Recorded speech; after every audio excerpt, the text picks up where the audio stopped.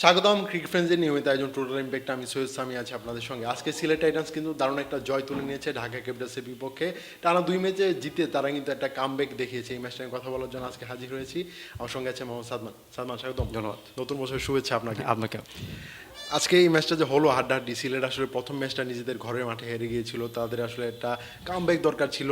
BPL এর একটা বেশিরভাগ অংশ কিন্তু সিলেটে হচ্ছে। এবার তাদের হোম টিমটা যদি পারফর্ম করতে না পারে তাহলে দর্শকদের আগ্রহ হয়তো বা কমে যেত।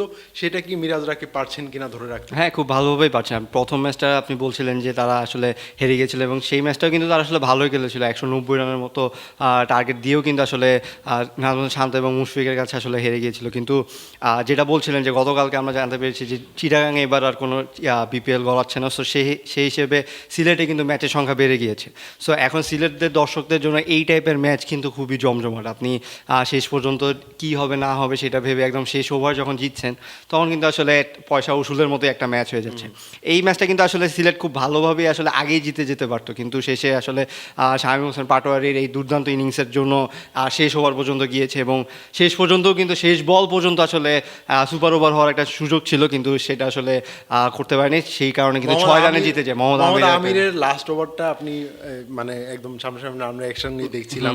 আমির যে বুদ্ধিদীপ্ত বোলিংটা করেছেন, মানে অফ স্টাম্পের বাইরের বলে দিচ্ছিলেন শামীমকে, কিন্তু শামীম বারবার কিন্তু শামীম কিন্তু 4 ছক্কা কিন্তু মারছিলেন সেই দিকটাতে। শামীম কিন্তু কম রান নেননি, কারণ আপনি দেখবেন যে 20+ রান বাকি ছিল, সেখান থেকে তিনি 7 রান পর্যন্ত আসলে নিয়ে গেছেন।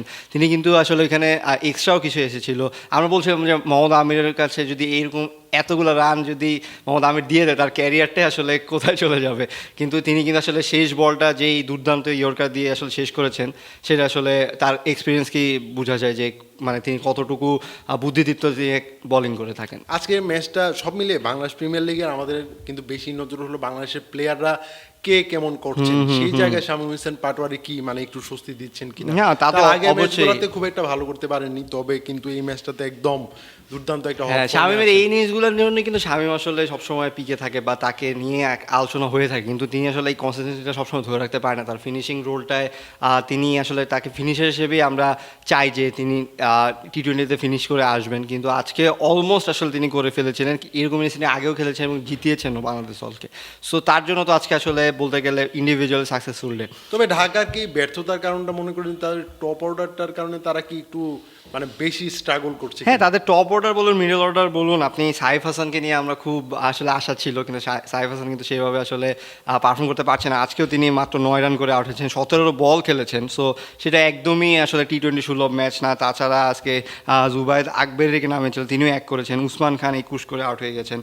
মিঠুন নাসির তারা কিন্তু আসলে মিডল অর্ডারটা একদম মানে ধরে খেলতে পারেনি বা খেলতে পারেনি। স্পেশালি মোহাম্মদ মিঠুন যেহেতু দলটার ক্যাপ্টেন, তার কাছ থেকে কিন্তু প্রত্যাশা অনেকটাই বেশি থাকে। তিনি আসলে ছিটে ফোটাও কিন্তু পূরণ করতে পারছেন না। হ্যাঁ, সো সেই হিসেবে আসলে এখানে শামীম হোসেন পাটোয়ারির ইনিংস ছাড়া আসলে বলার মতো তাদের ব্যাটিং লাইন আপে কিছুই নেই।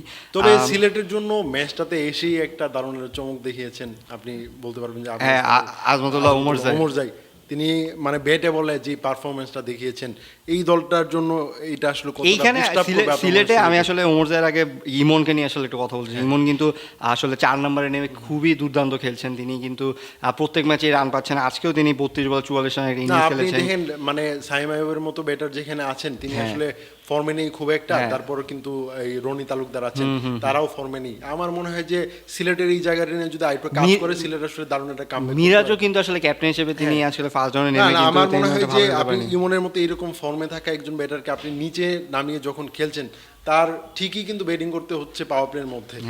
তারপর তাকে আসলে 4 নম্বরে ব্যাটিং করতে হচ্ছে। আপনি যদি শুরুর দিকে যদি ইমনকে যদি নিয়ে যান রনি তালুকদারের জায়গায়, সেখানে যদি মিডল অর্ডার একটা প্রপার ব্যাটসম্যান নিয়ে নিচের দিকে খেলেন, আমার মনে হয় সিলেটের এই ব্যাটিংটা একটু শক্ত হতে পারে মনে হয়। কারণ আপনি দেখবেন যে মিরাজ যদি একটু নিচে খেলেন বা ওমরজাই যেহেতু এসেছেন, তিনি কিন্তু আসলে এখন দুর্দান্ত ফর্মে আছেন। তিনি ইন্টারন্যাশনালেও কিন্তু তিনি টপ অলরাউন্ডার হিসেবে কয়েকদিন আগেই আমরা দেখেছি। সো সেখানে ওমরজাই তিনি যখন মিডল ওভারে খেলছেন বা শেষে এসে ফিনিশ করে দিচ্ছেন, তার এই ফিনিশিংটা থাকলে কিন্তু আপনার টপ অর্ডারে যদি ইমন রান করে দিয়ে যায় তাহলে কিন্তু প্রত্যেক ম্যাচে আসলে তারা একটা ভালো সংগ্রহ পাবে। তাছাড়া ওমরজাই কিন্তু বোলিংয়েও আজকে 3 উইকেট নিয়েছেন। সো ওভারঅল বলতে গেলে ওমরজাইয়ের মতো একটা অলরাউন্ডার যখন আপনার দলে আছে তখন কিন্তু আসলে আপনার ব্যাটিং ডেপটাও বেশ ভালো থাকা উচিত। আপনি সিলেটের বোলিং লাইন আপটা দেখবেন, সেখানে কিন্তু প্রায় 6-7 জনের মতো বলার আছে। আপনি একদম সাইম আইয়ুব কিন্তু ভালো বল করছেন, ব্যাটিংটা খুব একটা জুৎসই হচ্ছে না লাস্ট এশিয়া কাপ থেকে, তিনি কিন্তু ভালো বোলিং করছেন। তাছাড়া খালেদ আহমেদ কিন্তু আসলে দুর্দান্ত ফর্মে আছেন। খালেদ আহমেদ একদম টপ ফর্মে আছেন, যদিও আজকে উইকেট পাননি তিনি, কিন্তু সেক্ষেত্রে মোহাম্মদ আমিন, নাসুম আহমেদ, ওমর জাই, মেহেদী হাসান মিরাজ, মানে তারপরে আফিফ হোসেনও হাত ঘোরাতে পারেন। সো তাদের বোলিংটা নিয়ে চিন্তার আসলে কিছু নেই। সেদিক থেকে আপনি যদি লোয়ার অর্ডারের কথা বলেন, আফিফ হোসেন, ধ্রুবকেও একটা ভালো একটা ভূমিকা কিন্তু রাখতে হবে, তিনিও কিন্তু খুব একটা পারছেন না। এখানে সামনে দিকে কিন্তু আসলে আমরা সাইম আইয়ুবকে পাবো না, সাইম আইয়ুব কিন্তু ইন্টারন্যাশনাল সিরিজের জন্য চলে যাবে। সো সেই সময় হয়তো আমরা ইমনকে আবার ওপেনিংয়ে দেখবো। সো আমরা যেইভাবে চিন্তা করছি যে ব্যাটিং অর্ডার যেভাবে সাজা যায়, হয়তো সেভাবেই আসলে চলে আসবে। সো আমার মনে হয় যে ইথান ব্রুকসও কিন্তু আসলে খুব ভালো ব্যাটিং করতে পারেন। সো তিনিও যদি আরেকটু উপরে নামতে পারেন, সো সেই ক্ষেত্রে তখন মনে হবে যে রানটা আসলে সচলই থাকবে। এবং এই সিলেটের মাঠে, সিলেট ফেসটা যদি তারা ভালোভাবে পার করতে পারে, তাহলে কিন্তু তাদের প্লে অফ খেলাটা মোটামুটি নিশ্চিত হয়ে যাবে। এখানে আরেকটা ব্যাপার কি, আপনি সিলেটের মাঠে এত রান পাচ্ছেন, আপনি যখন ঢাকায় ফিরবেন এত রান হবে না, তখন কিন্তু আপনাদের বোলারদের কাজটাই কিন্তু করতে হবে, ঠিক আছে? এখন যেহেতু ব্যাটসম্যানদের খেলা, আমার মনে হয় যে তাদের প্রপার যে ব্যাটিং লাইন আপটা আছে, যারা রান পাচ্ছেন তাদেরকে উপরের দিকে খেলানোটা আমার মনে হয় যে তাদের টিমের জন্য জুৎসই একটা ডিসিশন হবে। আর আপনি দেখবেন যে টানা 5টা ম্যাচ কিন্তু সিলেটের পরপর, কারণ আপনার সিলেট পর্বে যেই কয়টা ম্যাচ রয়েছে সবগুলা ম্যাচেই কিন্তু সিলেট আসলে সিলেট টিমটা খেলবে। সো তাদের যে প্রত্যেক ম্যাচে যে ইমন খেলে দিবে এমন কিন্তু কোনো কথা নেই। এখন পর্যন্ত ইমনই খেলছেন। হ্যাঁ, সো এই 5টা টানা ম্যাচ যদি ওমর জাই, ইমন তারা যদি এই ফর্মটা ধরে রাখতে পারেন, তখন আমার মনে হয় যে তাদের আসলে অনেক দূরই যাওয়া সম্ভব। তারা কিন্তু এখন পর্যন্ত পয়েন্ট টেবিলে 2 নম্বরে উঠে গেছে, যেই দলটাকে মনে করা হচ্ছিল যে তারা পয়েন্ট টেবিলের নিচের দিকে থাকবে, এটা আসলে তাদের জন্য একটা আশাব্যঞ্জক। সিলেট পর্ব থেকেই তারা যদি অন্তত 2-3টা ম্যাচে যদি জিততে পারে নেক্সট, আমার মনে হয় সিলেট ভালো একটা কন্টেন্ডার হবে এই টুর্নামেন্টে। অবশ্যই। ধন্যবাদ সাদমান আমাকে সময় দেওয়ার জন্য। ধন্যবাদ।